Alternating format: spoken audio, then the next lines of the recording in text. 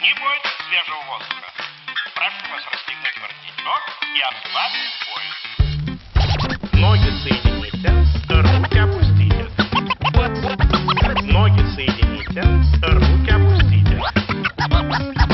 Ноги соедините, руки опустите.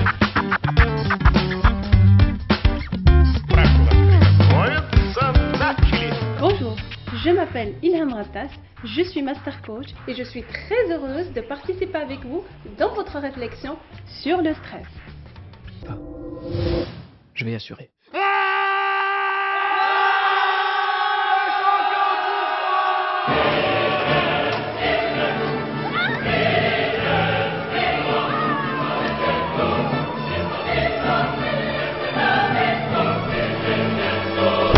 Quelle est la définition du stress?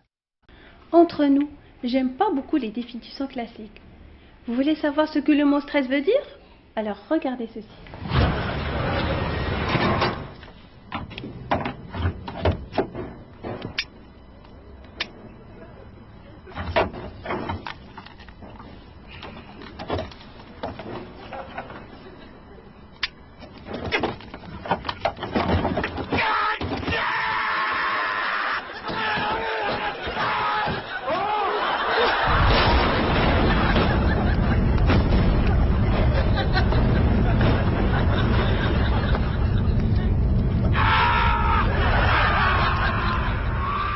Waouh, le stress peut causer tout ça?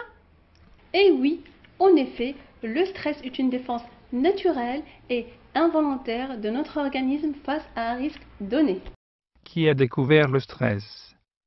Historiquement, le mot stress a été inventé par le docteur canadien Anseli, qui a publié en 1952 un livre intitulé Le stress de ma vie, dans lequel il a identifié le stress comme étant une alerte plutôt qu'une maladie. Le stress peut-il causer des maladies? Évidemment, le stress peut même tuer. Mais, détrompez-vous, le stress est aussi positif à notre vie que le sont la nourriture et le sommeil. Toutes les études ont démontré qu'une bonne dose de stress est efficace pour notre développement personnel. Comment peut-on distinguer le stress positif du stress négatif? D'après Anseli, le syndrome du stress évolue en 3 stades. Le premier stade, c'est le stade d'alarme, où les forces de défense de l'organisme sont mobilisées et ça, c'est positif.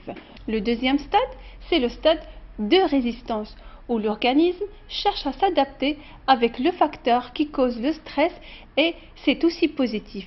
Le troisième stade est le stade d'épuisement, quand le facteur causant le stress se trouve être plus puissant que notre organisme. Ça, c'est le stress négatif. Comment vaincre le stress? Dale Carnegie, dans son livre Comment dominer le stress et les soucis, a livré 3 principes pour mieux gérer le stress. Le premier principe est vivre le jour au jour, c'est-à-dire oublier le passé, vivre intensément le présent et ne pas se soucier du futur. Le deuxième principe est quand une situation de stress arrive, envisagez le pire et acceptez-le. Le dernier principe est, avant de stresser, il faut se rappeler le coût énorme du stress sur notre santé mentale et physique. Comme ça, on arrêtera de stresser. Le docteur Joseph Murphy, l'auteur du best-seller Le pouvoir des subconscients, a quant à lui livré un secret miracle pour mieux gérer les situations stressantes. Ça s'appelle les autosuggestions positives. Vous voulez savoir comment les faire? Alors suivez-moi. De jour en jour et à tout point de vue, je vais de mieux en mieux. Je me sens zen et calme et je gère mieux mon stress. Répétez cette phrase devant un miroir au moins 20 fois par jour avant de dormir et au réveil pendant un mois et vous verrez, le stress deviendra votre meilleur ami.